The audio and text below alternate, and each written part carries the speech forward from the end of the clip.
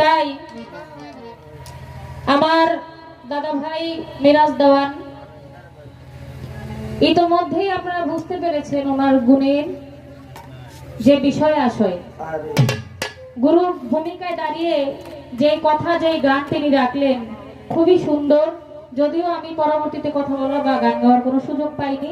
আমার ভাই একটি লালন গীতি করেছেন, পালা যদিও নেই, আমার মন থেকেও একটি লালন গীতি করব।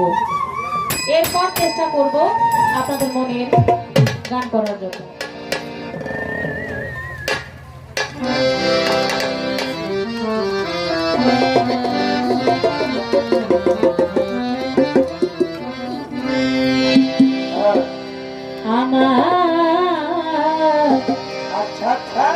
এই ঘর খানায় কে